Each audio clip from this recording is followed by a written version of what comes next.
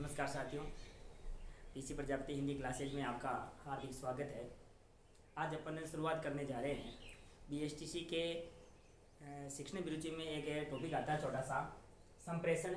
इसकी शुरुआत करेंगे जहां से हर बार आपके प्रश्न पूछा जाएगा। पीटीटी में पूछा गया था और जो 4 साल वाली पीटीटी उसमें भी पूछा गया, 2 साल वाली में भी पूछे गए प्रश्न, और बीएसटीसी में हर साल आपके प्रश्न पूछे जाते हैं। तो वहाँ से अपन टॉपिक की शुरुआत करेंगे आज, ठीक है? पढ़े? Yes sir.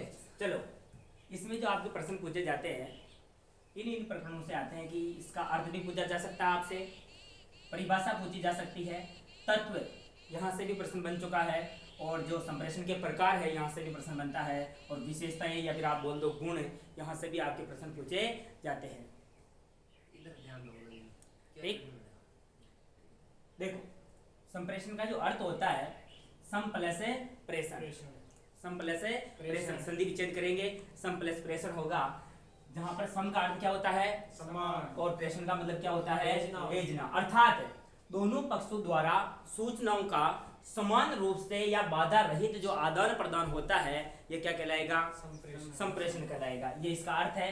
परिभाषा है कि 2 या 2 से अधिक व्यक्तियों के बीच मौखिक, लिखित या सांकेतिक या प्रतीकात्मक माध्यम से सूचनाओं या विचारों का जो आदान प्रदान है यह क्या कहलाएगा? संप्रेषण।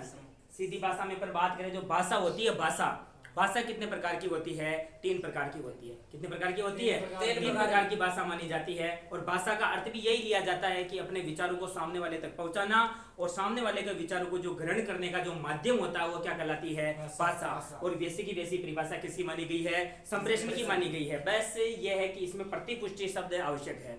क्या आवश्यक है? प्रतिपुष्टि। ठीक, हाँ।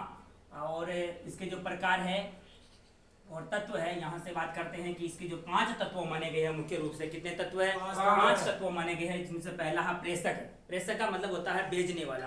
प्रेषक का मतलब क्या होता है? भेजने वाला। और भेजने वाले के द्वारा क्या भेजा जाएगा? संदेश भेजा जाएगा। और संदेश भेजने का कोई ना कोई क्या होगा? माध्यम होगा। और माध्यम का मतलब वो माध्यम मौखिक हो सकता है, लिखित हो सकता है, और सांकेतिक भी हो सकता है।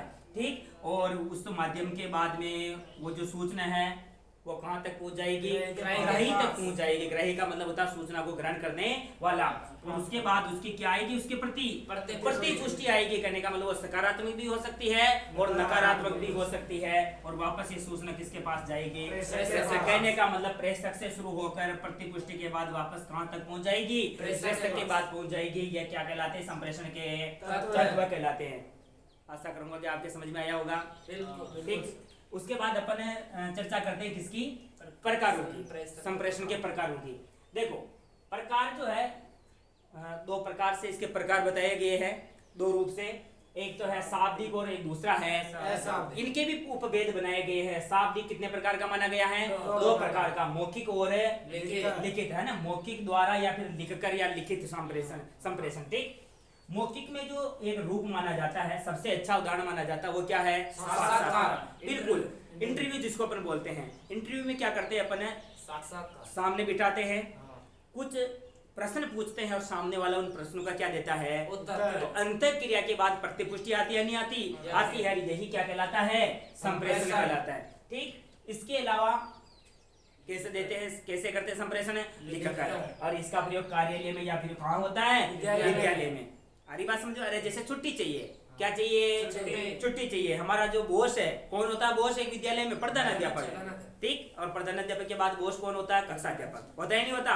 उसको अपन को क्या लिखेंगे? मैं विद्यालय की बात कर रहा हूँ, इसे बॉस शब्द काम में लिया है। बाकी आप सभी को पता है कि बॉस शब्द का प्रयोग प्राइवेट क्षेत्रों में होता है। प्राइवेट जो होते हैं ना क्षेत्र, वहां पर किसका प्रयोग किया जाता है? बॉस का। करते हैं ना कंपनियों में कि मेरा बॉस है ना, मेरा बॉस मेरे को क्या नहीं देता? छुट्टी नहीं देता। तो उस बॉस को अपन क्या करते हैं? लिखकर संप्रेषण करते हैं। ठीक है, प्रार्थना पत्र लिखते हैं और उसकी वापस प्रतिपुष्टि आती है नहीं आती? कि जाना या फिर नहीं जाना। तो संप्रेषण तो हुआ है। ठीक, एक जो दूसरा प्रकार है ये कौन सा है? अशाब्दिक। अशाब्दिक में 2 तरह का होता है, एक तो वाणी और एक है चक्षु संपर्क, या इसी को कहा जाता है मुख मुद्रा द्वारा। ठीक, वाणी में हाँ या ना, हाँ या ना। याद रखना, अशाब्दिक में इसलिए लिया क्योंकि पूरे शब्दों को काम में नहीं लिया जाता। यहाँ पर पूरे शब्दों को काम में लिया जाता। मौखिक और लिखित में यहाँ पर पूरे शब्दों को काम में नहीं लिया जाता। हाँ या ना में उत्तर दिया जाता है। और दूसरी बात करें तो किसमें, यस और नो, तो किसमें लिया जाएगा, अशाब्दिक में। इसी का दूसरा रूप है कि चक्षु संपर्क या फिर मुख मुद्रा द्वारा, और इसका प्रयोग सबसे ज्यादा मुख बधिर विद्यालयों में किया जाता है। कौन से विद्यालयों में, सांकेतिक भाषा का प्रयोग किया जाता है। आप सभी को पता है कि ओष्ठ लिपि से पढ़ाया जाता है इनको। कौन सी लिपि से, ओष्ठ लिपि, होठों के माध्यम से इनको सिखाया जाता है। तो ये बताओ मुख मुद्रा हुई या नहीं हुई, ठीक है। वहाँ ब्रेल लिपि, ब्रेल लुइस ब्रेल जो एक मनोवैज्ञानिक थे, उन्होंने जो विधि बनाई थी अंधों को पढ़ाने की, और यह विधि कौन से किसके अंतर्गत आती है, अशाब्दिक में, चक्षु संपर्क या मुख मुद्रा के क्षेत्र में आती है। बात समझ में आई या नहीं आई। ये तो इसके जो है ये सामान्य प्रकार माने जाते हैं, लेकिन शिक्षा के क्षेत्र में जो हमारे लिए काम के हैं, बीएसटीसी के क्षेत्र में शिक्षक बनने के लिए जो हमारे लिए काम के हैं, वो ये दो प्रकार माने जाते हैं। जो इनको बोला जाता है शैक्षिक संप्रेषण। कौन सा संप्रेषण है, शैक्षिक संप्रेषण। ये दो प्रकार का माना गया। कितने प्रकार का, दो प्रकार का माना गया है। एक शिक्षक के लिए जरूरी है कि या तो वो व्यक्तिगत संप्रेषण करे या फिर कौन सा संप्रेषण करे, सामूहिक। दोनों के अलग अलग गुण हैं, अलग अलग विशेषताएं हैं और इनके दोष भी है। लेकिन अपन सिर्फ किनकी चर्चा करेंगे, गुणों की चर्चा करेंगे, दोष आप खुद ढूंढ लेना, ठीक। बात करते हैं वैयक्तिक संप्रेषण की। व्यक्ति का मतलब आप समझ जाते हैं, पर्सनल, क्या, पर्सनल कम्युनिकेशन। कम्युनिकेशन का मतलब संप्रेषण, ठीक। पर्सनल, और ये ग्रुप, ठीक है।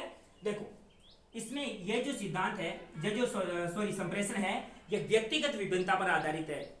साइकोलॉजी का एक टॉपिक होता है व्यक्तिगत विभिन्नता, जहां से आपके पीटीटी में प्रश्न आया था, ठीक है। व्यक्तिगत विभिन्नता, ठीक, वहां से ये लिया गया है व्यक्तिगत शब्द, ये कि व्यक्तिगत सिद्धांत पर आधारित है। कहने का मतलब एक एक छात्र पर ध्यान रखकर उनको समझाया जाता है, ठीक।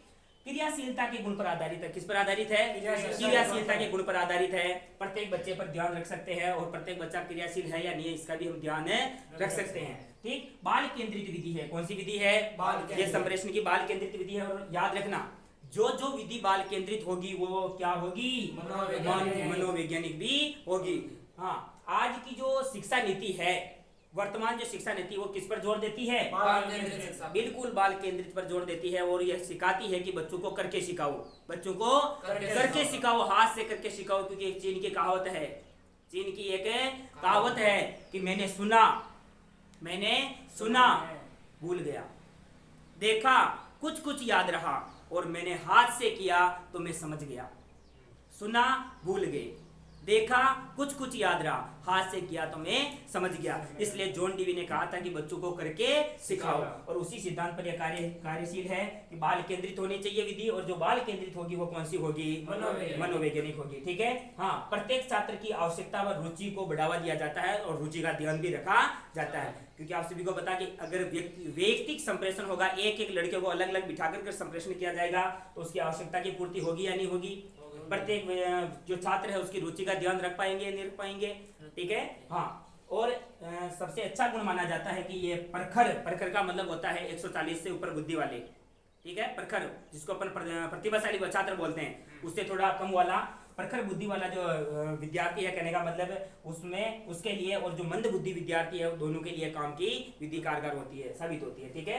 हाँ, दूसरा जो प्रकार है वो है सामूहिक संप्रेषण, ठीक है, ग्रुपिंग।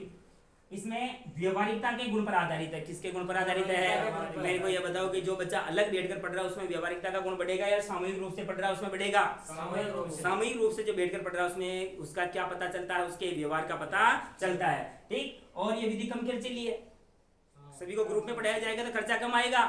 और समझना बात को कि एक शिक्षक के लिए पैसा मायने नहीं रखता, वहां पर समय मायने रखता है। क्या मायने रखता है, समय मायने रखता है। यहाँ पर समय की बचत होती है, इसलिए कहा गया कि ये कम खर्चीली विधि है। शिक्षक के पास सब कुछ होता है, लेकिन क्या नहीं होता है, समय नहीं होता है। क्या नहीं होता है, समय नहीं होता। यह कहने का मतलब समय बचाती है, इसलिए कहा गया कि ये विधि कैसी है, कम खर्चीली है। आगे बात करते हैं, तो जब ग्रुपिंग की बात हो रही है, जब समूह की बात हो रही है, तो वहां पर कौन सा गुण विकसित होगा बच्चे में, सामाजिक गुण विकसित होगा। अपन ने परिवार शब्द पढ़ा था, और परिवार पढ़ा था अपन ने।